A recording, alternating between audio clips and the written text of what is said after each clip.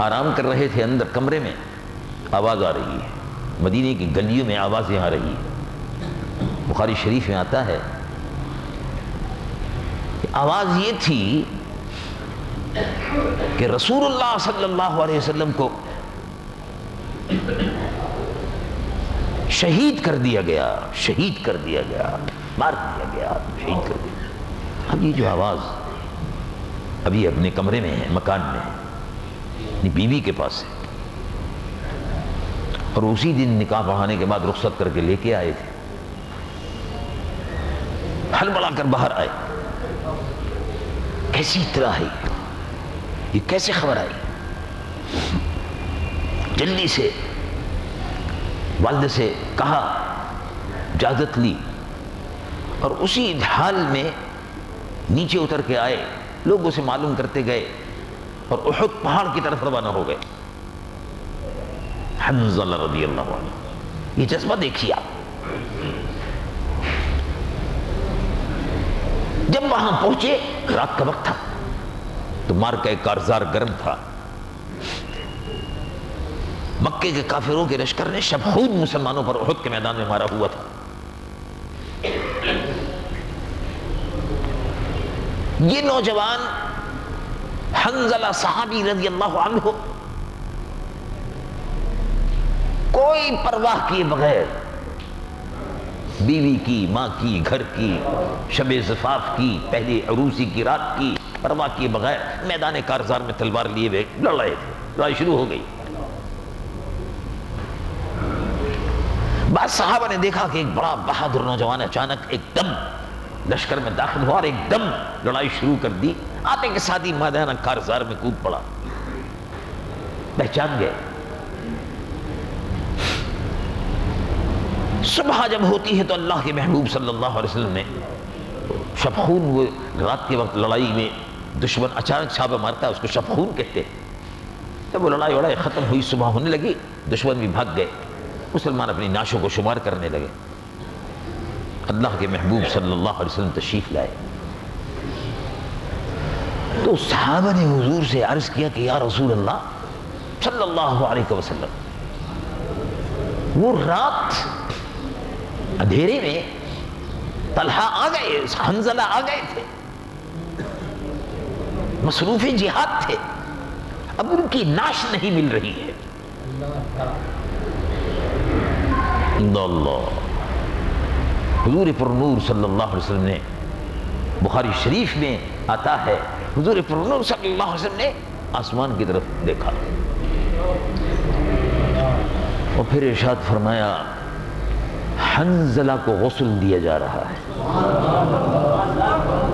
غسیل الملائکہ۔ بخاری شریف میں آپ کا لقب جو ہے غسیل الملائکہ۔ حنظلہ وہ صحابی ہیں کہ جن کو فرشتے غسل دے رہے تھے، اس لیے کہ میدان جنگ کی طرف جب وہ آئے تھے گھر سے نکل کر تو غسل کیے بغیر چلے آئے تھے، اب شہادت کے مرتبے پر فائز ہوئے تو فرشتے غسل دے رہے تھے۔ سبحان اللہ۔ حضور پر نور سید العالمین مصطفیٰ صلی اللہ علیہ وسلم نے ارشاد فرمایا دیکھو کیسے بابرکت لوگ ہیں، بیوی کی کوئی پرواہ نہیں، گھر کی کوئی پرواہ نہیں، شب عروسی کی کوئی پرواہ نہیں، اپنی جوانی کی کوئی پرواہ نہیں۔ ایسا معلوم ہوتا کہ زندگی ہتھیلی پر لیے پھرتے تھے کہ جب بھی موقع ملے اللہ کے محبوب کا حکم ہو اور جان کا نذرانہ پیش کرتے ہیں۔ اس سے بڑھ کر صحابہ رضوان اللہ علیہم اجمعین کی دین کی اس سے بڑھ خدمت اور کیا ہوگی۔ یہی جذبہ تھا نوجوانوں میں، یہی جذبہ تھا بوڑھوں میں، یہی جذبہ تھا ہر اس شخص میں کہ جس نے اپنے آپ کو دامن مصطفیٰ صلی اللہ علیہ وسلم سے وابستہ کر دیا تھا۔ چنانچہ جنگ بدر ہوئی، جنگ بدر ہوئی، اور جنگ بدر کی سب سے بڑی خصوصیت جو ہے وہ یہ ہے کہ یہ اسلام کا، کفر اور اسلام کا پہلا معرکہ ہے، پہلی جنگ تھی۔ کافر یہ طے کر کے آئے تھے کہ مسلمانوں پہ حملہ ایسا بولنا ہے کہ ان کو تیس نیس کر دینا، یہ سر نہ اٹھا سکے۔ یہ مکے سے نکل کے تو چلے گئے، مکے سے نکل کر تو چلے گئے، اب اگر مدینے میں یہ پنپ گئے 4-5-6 سال کا عرصہ اگر ان کو مل گیا بغیر کسی وقفے کے اور ان کو چیلنج نہیں کیا تو یہ پھر ہم کو چیلنج کریں گے. اس لیے ان کو ابھی سے ان کا سر کچل دو معاذ اللہ مسلمانوں کا. لیکن سبحان اللہ، اللہ کے محبوب صلی اللہ علیہ وسلم کی معیت میں جب صحابہ رضوان اللہ علیہم اجمعین کا لشکر وہاں پہنچا تو سامنے مکے کے کافر بدر کے میدان میں جمع تھے، ادھر مسلمان تھے. مسلمانوں میں اور مکے والوں کے لشکر میں، مکے کے کافروں کے لشکر میں ایک دوسرے کے رشتہ دار تھے، اس لیے کہ سب وہیں کے تو رہنے والے تھے. لیکن خون کا رشتہ، بھائی ادھر تھا دوسرا بھائی ادھر ہے، ایک بھائی ابو جہل کے ساتھ ایک بھائی ادھر ہے. حضور پر نور صلی اللہ علیہ وسلم کا فدائی ابو بکر صدیق رسول اللہ کے ساتھ تھے، تو ابو بکر صدیق کے بڑے بیٹے عبد الرحمن ابن ابی بکر ابو جہل کے ساتھ تھے. دیکھیے ابو بکر صدیق ادھر ہیں، بڑے بیٹے عبد الرحمن ابن ابی بکر ادھر ہیں. اس سے بڑا اب کیسے ہو؟ عبد الرحمن ابن ابی بکر اپنے باپ کو مارے، کھڑے ہوئے تھے میدان میں. کہ ابو بکر صدیق اپنے بیٹے کو مارتے، بالکل مارتے، کھڑے ہوئے تھے میدان میں.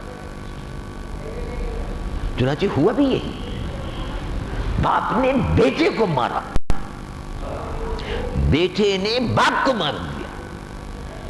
وہاں جنگ بدر میں جب کفر اور اسلام کا مارکا تھا تو بیٹا اگر مسلمان تھا، باپ اگر کافر تھا، مقابلے پر آئے مار دیا، کوئی پرواہ نہیں کی.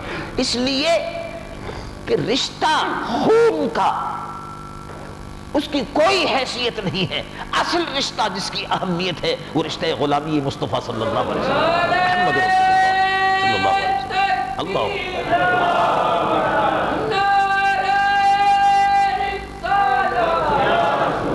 اب معلوم یہ ہوا کہ قوم جو ہے وہ خون سے نہیں بنتی،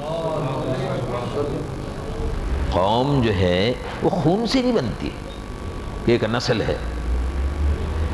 کوئی آدمی یہ کہے کہ ہم ایک قوم ہیں، ہم مہاجر ایک نسل ہے، غلط ہے بالکل. کوئی نہیں، اسلام میں اس کا کوئی مرتبہ نہیں، کوئی حیثیت نہیں.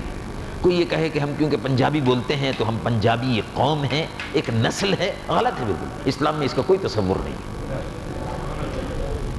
کوئی یہ کہے کہ ہم سندھی بولنے والے ایک نسل ہے، سندھی ایک نسل ہے، غلط ہے. اسلام میں اس کا کوئی تصور نہیں، کوئی اہمیت ہی نہیں ہے، اس کی کوئی حیثیت نہیں ہے. اس کی حیثیت جوتے کی نوک کے برابر بھی نہیں ہے. جاہلیت علی قدمی، جیسے ربل جاہلیت علی قدمی، جاہلیت کے زمانے کا جتنا بھی سود ہے وہ سب میرے قدموں کے نیچے. جاہلیت کے زمانے یعنی مطلب جاہلیت کی ہر چیز میرے قدموں کے نیچے. تو یہ جاہلیت کی نشانی تھی کہ لوگ اپنے قبیلے پر فخر کر رہے ہیں، لوگ اپنی زبان پر فخر کر رہے ہیں، لوگ اپنے مکے والا ہونے پر فخر کر رہے ہیں، لوگ اپنے شرافت نسبی پر فخر کر رہے ہیں، لوگ اپنی زبان پر فخر کر رہے ہیں کہ ہم عربی بولنے والے ہیں، باقی لوگ گونگے ہیں، عجمی ہیں. عجمی گونگے کو کہتے ہیں. عرب لوگ بڑے فخر سے کہتے ہیں ہم عربی ہیں، باقی کو کہتے ہیں عجمی ہیں، یعنی گونگے ہیں. یعنی جو بھی عربی زبان نہیں بولتا وہ گونگا ہے. تو کسی کو اپنی زبان پر فخر تھا، کسی کو اپنے نسل پر فخر تھا، کسی کو اپنی قومیتوں پر فخر تھا، اور مسلمانوں کو رشتہ غلامی مصطفیٰ پر فخر تھا صلی اللہ علیہ وسلم. لیکن انہوں نے کہا کوئی رشتہ داری نہیں ہے، جو مصطفیٰ کا ہے وہ ہمارا ہے، جو حضور کا غلام ہے وہ ہمارا امام ہے، جو حضور پر نور صلی اللہ علیہ وسلم کے دامن سے وابستہ ہے ہم اس کے ہیں. قومیتوں کے رشتے کو توڑ کر رکھ دیا، صرف رشتہ غلامی مصطفیٰ کو استوار کر دیا. رسول اللہ کی غلامی کا رشتہ مضبوط سے مضبوط تر. کہا حضور جان قربان کر دیں گے. ایک دوسرے کے مقابلے پر لشکر کھڑا ہوا ہے، بھائی بھائی کے مقابلے پر کھڑا ہوا ہے. معلوم ہوا کہ اسلام میں قومیت کا تصور بالکل جدا ہے، خاص ہے ترکیب میں قوم رسول ہاشمی، رسول اللہ کی امت، حضور پر نور صلی اللہ علیہ وسلم کے غلام. یہ امت واحدہ ہے.